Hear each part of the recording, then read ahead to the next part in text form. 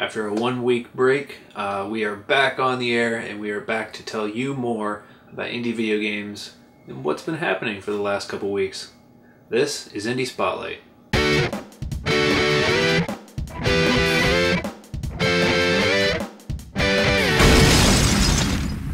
Welcome to Indie Spotlight, the show where we take indie video game news, trailers, and new releases, and we get them out there for you guys to check out. As always, this week we are starting with trailers, and the first trailer that we have for you is Children of Liberty.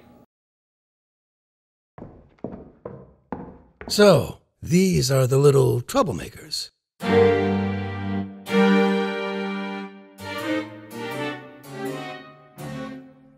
What exactly has happened? A few days ago, we received word that a letter had arrived for Governor Gage from the Earl of Dartmouth. We assumed this meant that the Continental Army would be attempting to capture another site. Your parents had been assigned to find the letter within the governor's mansion. Yes, I heard about that. They were spotted by a lieutenant on patrol of the hallways, who sounded the alarm. Your parents escaped the house, but were arrested in town. We've been keeping our eyes on you, and we know you have what it takes to be in the Sons of Liberty. If it will save our folks, I'm in. Where do we start?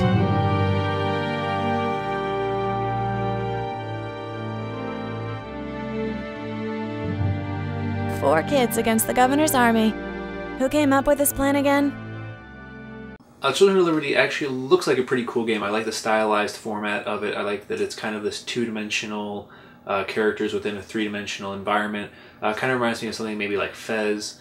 But I also extremely like, and this is just personally because I'm a Metal Gear Solid fan, the minute they said Sons of Liberty, this is the first thing that popped in my head. So it just kind of was like, you've already sold me. So, but the gameplay itself actually looks very cool. So I'm excited to see how it turns out. It looks like it's going to be a pretty awesome game with a lot of really cool elements to it. So looks awesome, guys.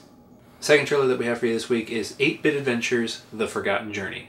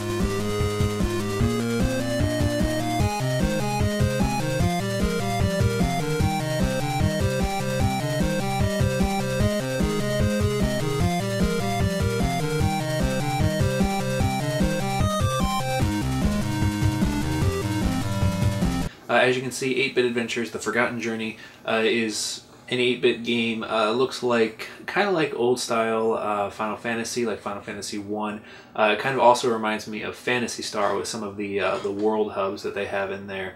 Looks like it's going to be really retro and a lot of cool elements to it. I wasn't hooked on it originally when I first started watching the trailer, but I can say the minute it did hook me was when it started doing the fun references. Seeing things like I Am Error, that made me smile, and that made me kind of go, okay, you've got me. This is a cool idea, and I like it. So it looks like it's going to be pretty fun, and I'm excited to see what all kinds of different references and different kinds of things will be as a part of that game. Finally, the last trailer that we have for you this week is from the developer of The Witcher and Witcher 2. This is the trailer for Cyberpunk 2077.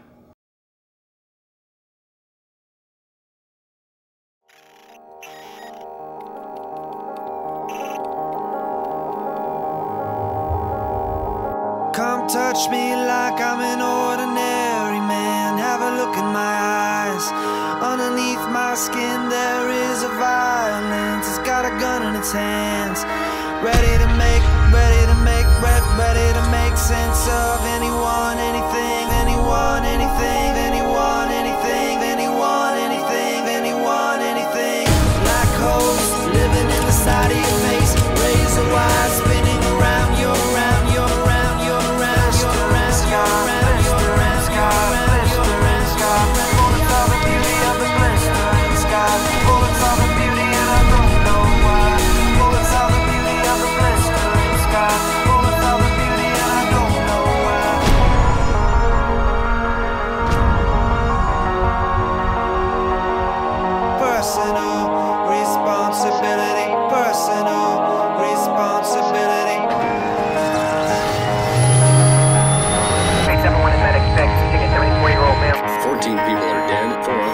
serious injuries. Police have a suspect anyway.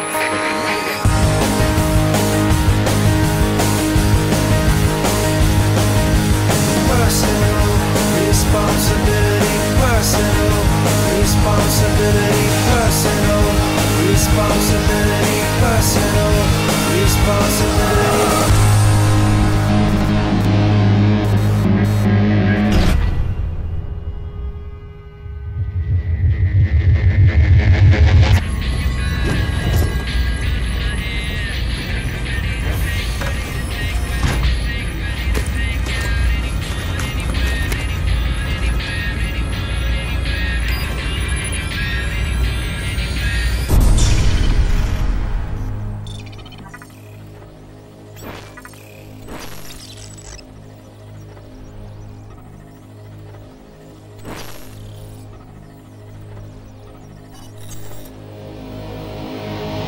Now, as you can see, this looks like it is nothing more than just a promotional teaser trailer.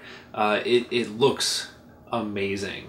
I mean, if you've played The Witcher or The Witcher 2, I actually personally have not had a chance to yet, but I do have the first Witcher game through Steam. I have not had a chance to actually play it yet, but from what I've seen, the graphics in The Witcher have always been pretty awesome. So this just looks even more amazing, and I'm interested in seeing how the final product will turn out with a lot of the next generation gaming that's starting to happen now.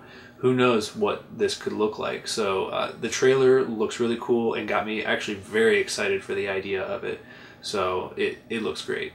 Alright, the first bit of news that we have for you this week is that a fan-made Sonic the Hedgehog movie was released just this past week, and it's received a rather polarizing response to it.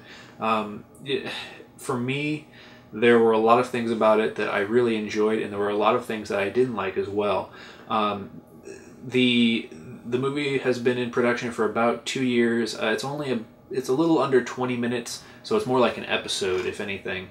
And a lot of people have been kind of complaining about, for 2 years of work, it's not the greatest thing they've seen. For an indie development studio, for 2 years it is pretty ridiculous, but in terms of what the movie was about, it is kind of an origin story for Sonic. I personally liked the story element of it. I like that it actually refers to Robotnik as Robotnik rather than Eggman, because it should. I like the new design that they made for Sonic. There were a couple things about him that were a little off, like his mouth looked really weird. But I did like that he kind of looks a little bit more like a hedgehog this time around rather than just blue. I like the interpretation of him. They also had a couple semi-famous people in there, like James Rolfe, aka the Angry Video Game Nerd. They had Nostalgia Critic. They had Stuttering Craig from Screw Attack.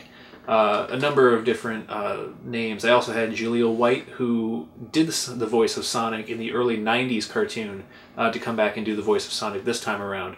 If you're unfamiliar with that name, he actually was Urkel in Family Matters. So overall, it could use a lot of work, but at the same time, I think it was a decent attempt for some kind of more believable storyline for a Sonic movie and or mini show. So it is a proof of concept video. If you want to check it out, we will put the link for it below. See what you think about it. Like I said, there are things I like about it, there are things I don't like about it.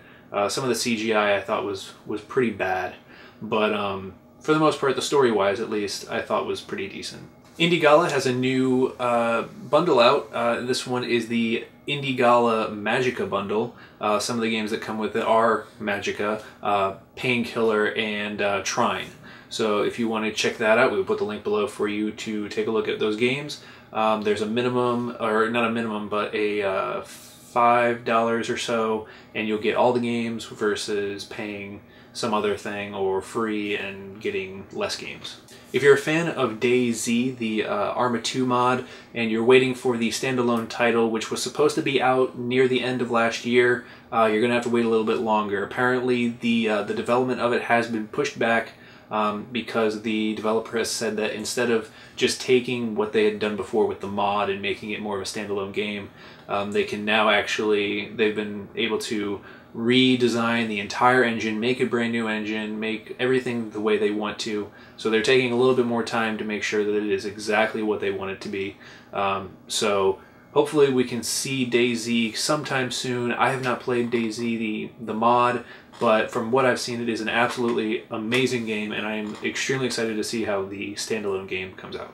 CES just got done with, and with a whole bunch of new technology and things going around, such as, you know, a Linux-based smartphone, a Mozilla Firefox-based smartphone, smartphones that you can submerge underwater, televisions that have simultaneous viewing, where you can have two people watching two different things on the same screen, 4K televisions, all this different stuff. We also seem to have a big blowout of Android-based video game consoles. As we already know, Ouya has been the pretty popular one so far, but NVIDIA just released their new Project Shield gaming portable system. And this one looks pretty cool. It kind of looks like an Xbox that has a screen attached to it. It looks pretty cool. Again, it's Android-based. There's also another one that I'm forgetting the name of it right now. What's it called? I'll have to look it up, and I will put a link for it in the description, but I forget it right now. But we are seeing a big boom in Android-based video game consoles, and I guess my question to you guys is, does this matter? Having a bunch of different Android-based consoles, is it really going to make a difference when it's essentially the same thing as running on a tablet or a phone or some other form of Android-based system? Is it really going to make that big of a difference? Let us know in the comments below. I am curious to see what you guys have to say about it. Alright, and new releases that we have for you this week.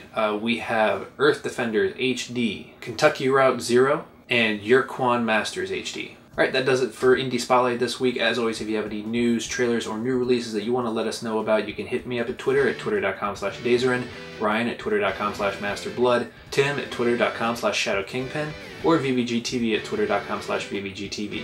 I am your host, Kylock, and I will see you next week when we talk about more indie video games and news and trailers and maybe some rumors. Who knows? We'll see. See you next time.